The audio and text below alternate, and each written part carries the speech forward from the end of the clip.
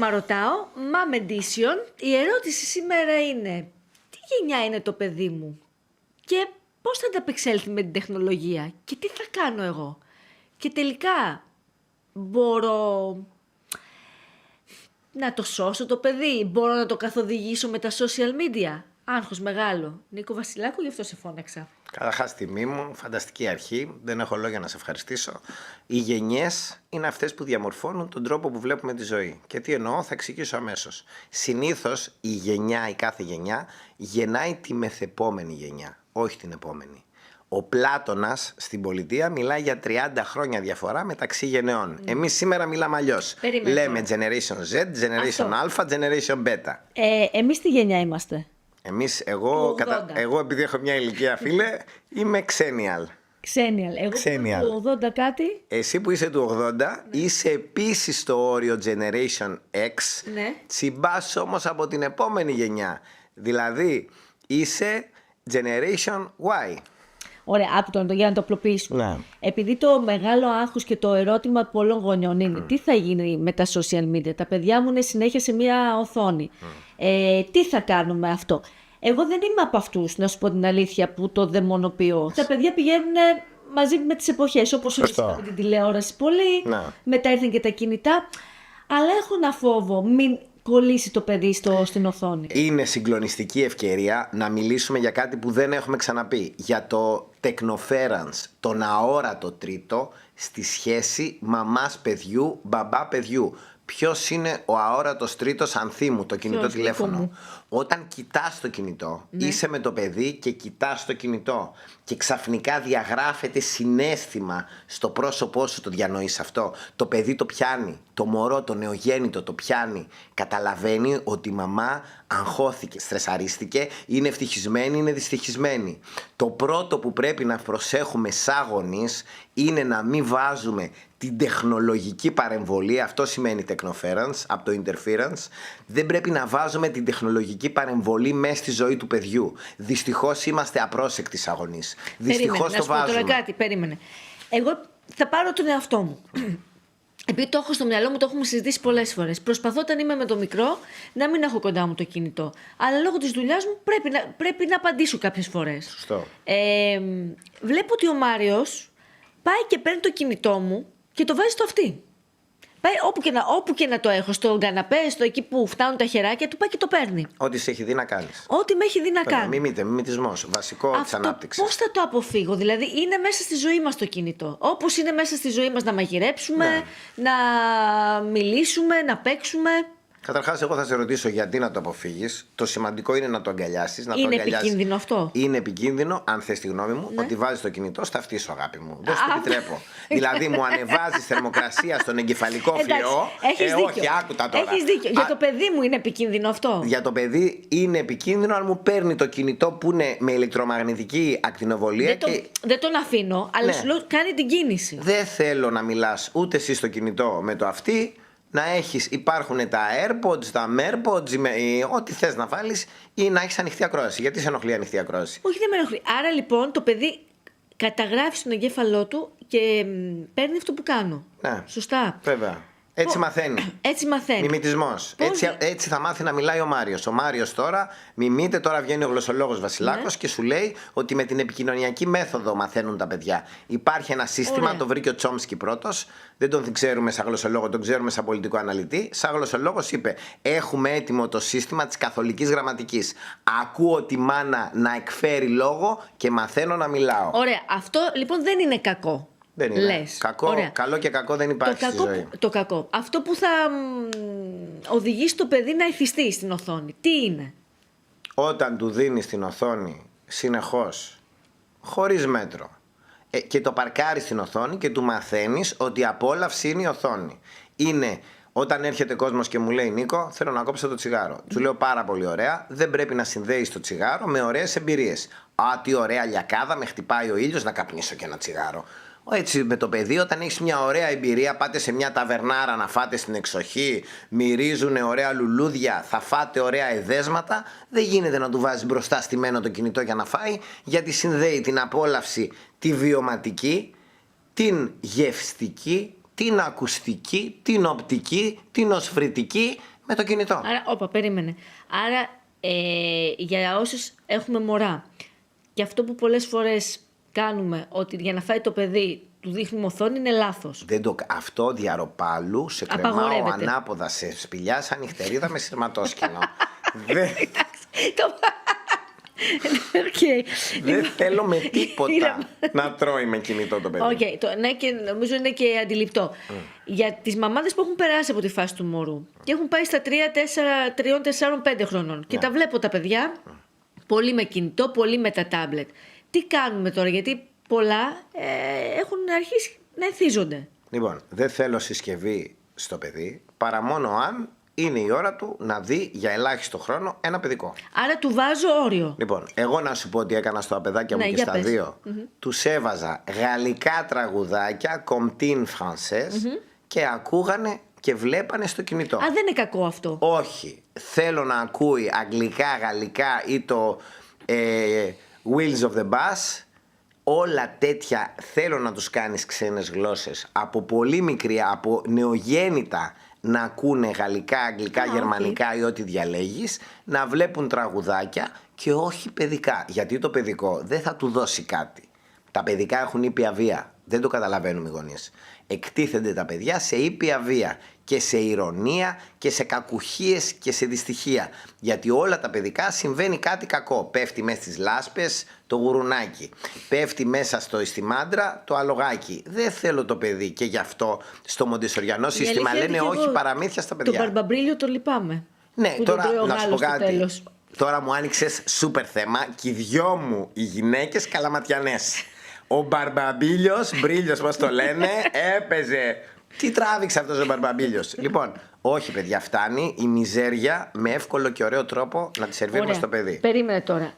Γιατί μου το φαίνεις αλλιώς. Άρα λοιπόν λες ότι το κινητό και η οθόνη είναι μέσα στη ζωή μας. Είναι μέσα στη ζωή. Το θέμα είναι το μέτρο. Το μέτρο βέβαια βασικό. Ωραία. Άρα δεν συσχετίζω την οθόνη με την... Μου επιτρέπεις. Ναι. Τι σημαίνει μέτρο. Με παίρνουν γονείς και μου λένε Νίκο, εμείς έχουμε κομμένες τις οθόνες. Αλλά το παιδί βλέπει. Λέω που βλέπει στο πίσω κάθισμα του αυτοκινήτου, γιατί είναι τα καινούργια αυτοκίνητα που έχουν. Βλέπει ντοκιμαντέρ, μου λέει. Βλέπει National Geographic. Βλακίες. Δεν βλέπει National Geographic. Το παιδί δεν είναι βλάκα. Τάκ, πατάει τα κουμπιά. Έχει μπει μέσα στα παιδικά. Δηλαδή, πρέπει να προσέχουμε την οθόνη, γιατί η οθόνη εισβάλλει σαν αντίπαλος από παντού. Αν το παιδί μου δει οθόνη στο αυτοκίνητο, δεν συντονίζεται με το ταξίδι. Καταλαβαίνει in, out. Μπήκε στο αυτοκίνητο, βγήκε από το αυτοκίνητο. Ο χρόνος ο ενδιάμεσος στον εγκέφαλο του χάνεται. Δεν έχει δει που πάμε, δεν έχει δει διαδρομή, δεν έχει καταλάβει ταχύτητες. Βέβαια θα σου πω και κάτι άλλο. Οι γονείς κάνουμε ένα τεράστιο λάθος στο αυτοκίνητο. Μιλάμε ακατάπαυστα. Όταν έχεις το Μάριο στο αυτοκίνητο, δεν θέλω να βγάζεις άχνα. Δεν θα μιλάω καθόλου. Καθόλου. Γιατί το παιδί θα μιλήσει μόνο του. Το κόβεις άμα μιλάς. Θα τον αφήσεις, θα τον έχεις σε αμήχανη σιωπή και μόνος του θα σου πει «Μαμά αυτό, μαμά εκείνο». Το παιδί αγοράζει με τα μάτια. Άστον να βλέπει. Μην τον μαθαίνεις τον μπύρι προγραμματισμό εγκεφάλου. Τώρα Μάριε μου πάμε εκεί να δούμε αυτόν και να κάνουμε αυτό και θα είναι ο τάδε. Αυτά μου κάνεις, είμαι σίγουρος. Όχι, δεν σε αφήνω. Ωραία, λοιπόν. Άρα πώς εκπαιδεύουμε τα παιδιά με τις οθόνες, γιατί αυτό καταλαβαίνω ότι είναι το ζητούμενο. Να εκπαιδεύσουμε τα παιδιά με την τεχνολογία και με την οθόνη. Η απαγόρευση νομίζω φέρνει και το αντίθετο αποτέλεσμα. Η απαγόρευση είναι αρνητική ψυχολογία, αντίστροφη ψυχολογία. Δεν θέλουμε αυτό. Πρώτον, το παιδί στην ανάγκη μπορεί να πάρει οθόνη. Τι σημαίνει ανάγκη? Είμαι σε αναμονή για γιατρό να εξετάσει το παιδί, εκείνη τη στιγμή το παιδί είναι στα κάγκελα, θα του δώσω λίγο οθόνη. Η οθόνη, το κινητό, το τάμπλετ είναι φάρμακο. Σαν φάρμακο θα το δίνετε στο παιδί. Η δοσολογία πρέπει να είναι μετρημένη πάντα. Που σημαίνει, μπορεί σε μια δύσκολη αναμονή να του δώσει λίγο οθόνη, να απασχοληθεί. Δεν επιτρέπεται σε ελεύθερο χρόνο να του δώσει οθόνη. Στον ελεύθερο χρόνο πρέπει το παιδί να βαρεθεί. Πώς γίνεται, ρε Νίκο, θα μου πεις, να βαρεθεί το παιδί την ώρα που είναι μέσα στο σπίτι και δεν κάνει τίποτα? Του έχεις λοιπόν άπειρα παιχνιδάκια. Κοίτα τι στούντιο ωραίο έχεις κάνει, αγάπη μου, εσύ. Παιδικού δωματίου. να παίξει με το παζλ, να παίξει με τα αυτοκίνητα, να του πάρεις μαζί στένσιλ να ζωγραφίσει, να του πάρεις ελεύθερο θέμα να ζωγραφίσει, να του έχεις τα μαρκαδοράκια του. Εγώ όταν βγαίνω από το σπίτι με το παιδί, έχω πάντα την τσάντα παιχνιδιών του παιδιού. Και δεν έχω στρες, κάνει στρες, δεν με νοιάζει, αφού το παιδί του παίρνει τις δραστηριότητες να κάνει. Δεν γίνεται όμως να μου φεύγεις και να μην έχεις τα αυτοκινητάκια του, τα ζουζουνάκια του, τα παζλάκια του, τους μπίλιες, βόλους, ιστορίες. Ό,τι τέλος πάντων για να ασχοληθεί το παιδί. Πόσο νομίζεις θα βαρεθεί ο Μάριος όταν του έχεις την πλήρη παιχνιδοεξάρτηση μαζί? Καθόλου. Του λες αυτοκίνητα, τα βάζεις στη γραμμή. Δεύτερο, να ζωγραφίσει. Τρίτο, παζλ. Τέταρτο, ό,τι μπορείς να φανταστείς. Την αλήθεια μου, αντί για οθόνη, έχω τα βιβλία. Δηλαδή, έχω αντικαταστήσει την οθόνη με βιβλίο. Και βλέπω ότι του αρέσει η εναλλαγή της εικόνας, αλλά μέσα από το βιβλίο. Ναι. Και προσπαθώ να τον βάλω στον κόσμο του βιβλίου σιγά σιγά. Μου κάνεις φανταστική πάσα για να μιλήσω για την νευροβιολογία της οθόνης. Το παιδί λοιπόν όταν γεννιέται γνωρίζεται με το τρισδιάστατο κόσμο. Γι' αυτό ο Μάριος, όταν τον έχει στο καθισματάκι και του δίνεις την πιπίλα ή το φαγητό, πιάνει το κουταλάκι και το πετάει κάτω. Το πιάνει το κουταλάκι και το πετάει κάτω. Γιατί το κάνει αυτό? Γιατί εξοικειώνεται με τον τρισδιάστατο κόσμο και έτσι αύριο όταν του πετάσεις μια μπάλα, χράπ ο Μάριος θα την πιάσει. Αυτό γίνεται επειδή έχει ρίξει άπειρες φορές το μπαλάκι από τα ίστρα από το καρεκλάκι. Γι' αυτό δεν μαλώνουμε το παιδί, πολύ μεγάλη προσοχή, όταν κάνει τέτοια πράγματα. Ενώ λοιπόν αυτός εξοικειώνεται με τον τρισδιάστατο κόσμο, εγώ του φέρνω ένα τρισδιάστατο κόσμο σε πακέτο διδιάστατου. Οθόνη. Είναι οθόνη, δείχνει βάθος, αλλά δεν έχει βάθος. Στην πρώτη γνωριμία με την οθόνη το παιδί αρχίζει να θέλει να βάλει το παιδί στην οθόνη. Εκεί ακυρώνει τον εγκέφαλό του, οπότε δεν πιάνει το τρισδιάστατο κόσμο όπως πρέπει να τον πιάσει. Και γι' αυτό μετά μπορεί να έχω ατυχήματα, μπορεί να μου σκάει σε περίεργα πράγματα, μπορεί οτιδήποτε. Γι' αυτό θέλω πολύ μεγάλη καθυστέρηση στην επαφή του παιδιού με την οθόνη. Δεν σου λέω ότι δεν θα κάνεις μια βιντεοκλήση με τον Μάριο, θα την κάνεις. Δεν σου λέω ότι δεν θα χρειαστεί να του δείξεις κάτι, θα του δείξεις. Ιδανικά θέλω να κάνεις έναν αγώνα μαραθώνιο δρόμου μέχρι τα 5 χρόνια. Να μπορέσεις μέχρι τα 5 που έχω πλήρη διαμόρφωση εγκεφάλου, νευροδιαβιβαστών, νευράξοναν και όλης της επικοινωνίας εγκεφαλικής, να μου τον κρατήσεις όσο μπορείς εκτός οθόνης. Μετά τα 5 κάνω τι θες. Και για κινητό και για τηλεόραση ισχύει το ίδιο? Ναι, το ίδιο ισχύει. Όταν λέμε οθόνες εννοούμε τα πάντα. Εννοούμε τα πάντα. Επειδή πολλοί γονείς δυσκολεύονται και μου λένε Νίκο δεν μπορώ, Νίκο μου την ανοίγουν, Νίκο μου την ξεκλειδώνουν.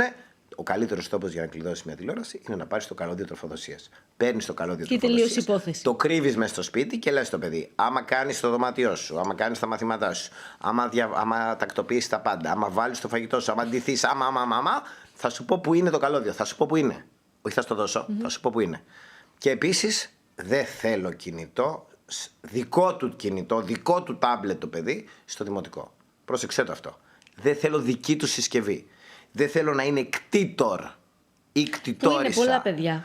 Αγάπη μου, εκεί δεν μπορώ να μαζέψω κάτι. Δεν μπορώ. Είναι η επόμενη ερώτηση που θέλω να σου κάνω. Να φύγουμε λίγο από τα μοροδιακά, τα νηπιακά. Να πάμε στα πιο μεγάλα παιδιά. Να πάμε δημοτικό, γυμνάσιο. Μαζεύεται? Μαζεύεται, αλλά θέλω να σου εξηγήσω κάτι.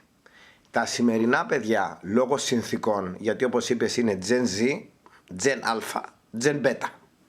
Λόγω συνθήκων είναι εκτεθειμένα στην τεχνολογία και έχουν και παθολογίες. Το παιδί μου μπορεί να είναι δέπη. Το παιδί μου μπορεί να είναι ιδιοψυχαναγκαστικό. Τα δέπη και τα ιδιοψυχαναγκαστικά είναι αυτά που ζορίζονται πιο πολύ με την εισβολή της τεχνολογίας και τους τσιτώνει την παθολογία. Δηλαδή μου την κάνει τελείως ψυχοσούλα. Για να μαζέψω αυτό το παιδί θέλω λιγότερη οθόνη, που σημαίνει όλα μπορώ να τα διορθώσω ανθί μου στο δημοτικό. Στο γυμνάσιο μπορώ να κάνω ρύθμιση, fine tuning. Στο λύκειο έχω χάσει την μπάλα. Άρα όλα στο δημοτικό. Ναι, και θέλω να ζητήσει βοήθεια από ψυχολόγο, σύμβουλο ψυχικής υγείας, από ψυχοθεραπευτή. Στο δημοτικό, ο γονιός, όχι το παιδί. Δεν έχει το παιδί το θέμα. Ο γονιός είναι άτολμος, ο γονιός είναι φοβικός, ο γονιός είναι άπειρος, είναι πρώτο παιδί, δεν ξέρει τίποτα. Να του πει ένας συνάδελφος, ψυχολόγος που ιδανικά έχει επαφή με παιδιά, το θεωρώ πολύ σημαντικό, μη φοβάσαι να το κάνεις αυτό, μη φοβάσαι να το κάνεις εκείνο, μη φοβάσαι να το κάνεις το άλλο. Τα παιδιά με δικά τους κινητά μου καπνίζουν από τη Δευτέρα Γυμνασίου το αργότερο. Το διανοείς αυτό? Στο δημοτικό. Γιατί είναι οι κόρες και οι γη του πάρτα όλα. Δεν θέλω κόρη και γιο του πάρτα όλα. Δεν θέλω δικό του κινητό. Θέλω να δανείζεται το κινητό της μάνας. Έχει ένα δεύτερο κινητό, για να μην ζορίζεσαι, που είναι και καλά το κινητό σου και δίνεται στο παιδί σου. Και θα σου πει η μάνα, ναι, και πώς θα με ειδοποιήσει το παιδί στο σχολείο? Όχι, το χειρότερο θα σου πει, αφού ο Γιαννάκης, ο Τασούλης, η Κατερίνα έχει. Εγώ γιατί δεν έχω. Τώρα αυτό είναι, να σου πω κάτι όμως, είναι ένα ερώτημα που θα πρέπει να το απαντήσει ο γονιός. Εγώ θα σου πω. Πρώτον, να σε ειδοποιήσει στο σχολείο με κινητό με κουμπιά. Δεν έχω πρόβλημα. Θα με ειδοποιήσει. Χωρίς, ναι. Δεν έχει smart. Γιατί οι ώρες σου στο smartphone στην οθόνη είναι ελεγχόμενες. Ωραία, έρχεται ο Μάριος και μου λέει, ο Κωστάκης έχει κινητό, εγώ γιατί δεν έχω? Τώρα θα σου δώσω το απόλυτο επιχείρημα, στο αφιερώνω με όλη μου την αγάπη. Καρδούλα. Άλλοι κανόνες στο σπίτι του Κωστάκη, άλλοι κανόνες στο σπίτι το δικό σου. Αυτό μόνο. Ναι. Και δίνεις και παράδειγμα. Έχει ο Κωστάκης το ζωάκι που έχεις εσύ. Έχει ο Κωστάκης το δωματιάκι που έχεις εσύ. Έχει ο Κωστάκης τη μανούλα που έχεις εσύ. Έχει ο Κωστάκης τον μπαμπάκα που έχεις εσύ. Έχει ο Κωστάκης τα δικαιώματα που έχεις εσύ. Άρα, μήπως θες να ανταλλάξουμε, να πάρει τα δικαιώματα σου όλα και να πάρεις το κινητό? Όχι, μαμά, έχεις δίκιο. Δεν θέλω. Πιάνει, λέει. Κοίτα, μην δεν πιάσει. Τα θα σε πάρω τηλέφωνο. Έχουν διαβολεμένη λογική. Πρέπει να είσαι εσύ λόγω δουλειάς, είσαι γρήγορη, έξυπνη, έχεις ευθυκρισία, μπαμ, κοπανάς. Παπ. Ωραία, άλλο θέμα θα σου βάλω. Σε πολλές τάξεις του δημοτικού και του γυμνασίου ζητάνε στα παιδιά από το σχολείο τάμπλετ. Εκεί τι κάνουν? Στο γυμνάσιο, για τα μαθήματα, έτσι. Δεν σου είπα ότι η πρώτη γυμνασίου θα πάρει κινητό το παιδί, δεν γίνεται, θα πάρει και smart. Και έκτη δημοτικού, καλά λέει. Όχι, έκτη δημοτικού θα κρατηθούμε, λέω εγώ. Όσο μπορούμε θα του πούμε θα πάρει ένα χρόνο. Μα μας το ζητάει το σχολείο? Άμα το ζητάει το σχολείο, θα βάλεις με parental control που θα εγκατασταθεί από το κατάστημα, όχι από σένα. Προσέξτε, πάνε και μου βάζουνε κουτσοπαρένταλ. Χωρίς. Από το κατάστημα που θα το. Βέβαια. Δεν μπορείς να μην ελέγχεις το mail του παιδιού, να βάζεις με mail Gmail του παιδιού parental και να μπορεί να το ξεκλειδώνει. Μου λένε ο γιος μου είναι hacker, ξεκλειδώνει το parental. Δεν το ξεκλειδώνει, ρε φίλε, δεν το βάλε σωστά. Πήγαινε σε ένα Γερμανό, σε μια Κοσμοτέ, σε ένα Public, σε ένα Κοτσόβολο, σε έναν οποιοδήποτε για να τα πω όλα και ζήτα να σου φτιάξουν το κινητό. Και ρύθμισε 2 ώρες τη μέρα εξάπαντος. Ρυθμίζεις και το χρόνο που θα. Και άστο του ελεύθερο, ρε Ανθή, μου τον βάζουνε καθορισμένο 6 με 8 το απόγευμα. Άρα λοιπόν υπάρχουν τρόποι. Υπάρχουν, λέει. Η τεχνολογία σου δίνει τα θετικά και τα αρνητικά. Πώς έλεγε ο Ελίτης, να δεχόμαστε την πρόοδο και με τις φλούδες και με τα κουκούτσια της. Έτσι είναι. Και για να κλείσουμε, βέβαια θα σε ξανά έχουμε πολλές φορές καλεσμένο από ό,τι καταλαβαίνω. Θέλω να σε ρωτήσω αν συμφωνείς με τα μέτρα που πρόκειται να βάλει η κυβέρνηση. Το σταυρό μου κάνω και τον ευχαριστώ. Οποιονδήποτε και αν το έκανε, δεν είναι κομματικό, δεν είναι πολιτικό το θέμα.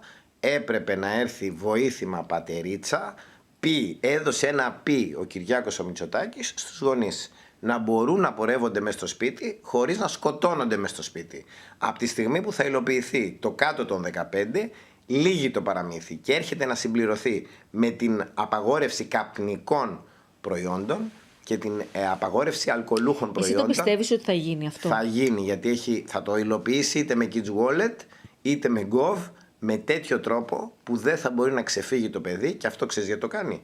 Γιατί έχουν ξεφύγει από την παραβατικότητα οι ανήλικοι. Τα αστυνομικά τμήματα είναι γεμάτα με wannabe trappers. Ευθύνονται τα social media γι' αυτό? Τα social media 100% γιατί ταΐζουν σκουπίδια τα παιδιά και νομίζουν τα παιδιά ότι βγαίνει χρήμα και δόξα από παράνομη δραστηριότητα. Ενώ όλοι οι άνθρωποι που το κάναν αυτό ακόμα και στην Ελλάδα κατέληξαν στη φυλακή. Εγώ το λέω αυτό σε όλες τις ομιλίες που κάνω στα σχολεία.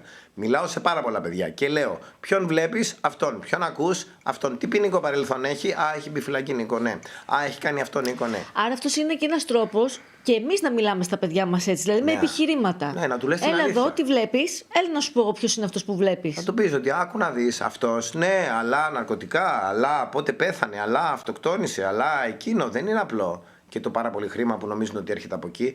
Μόνο με προσπάθεια και δουλειά έρχεται το καλό πράγμα στη ζωή. Γι' αυτό το έχω κάνει στα λατινικά στο χέρι μου. Labor omnia vincit. Η αδυσόπιτη πάλι και αγώνα στη ζωή, ο αδυσόπιτος μόχθος νικάει τα πάντα. Ο Νίκος, σε ευχαριστούμε πάρα πολύ. Εγώ σε ευχαριστώ. Τώρα, εάν εσείς έχετε ερωτήματα, απορίες ή τέλος πάντων να μας καταθέσετε τη δικιά σας άποψη και εμπειρία πάνω σε αυτά που συζητήσαμε με τον Νίκο, εδώ είμαστε. Ήρεμα ρωτάμε, Mame Edition.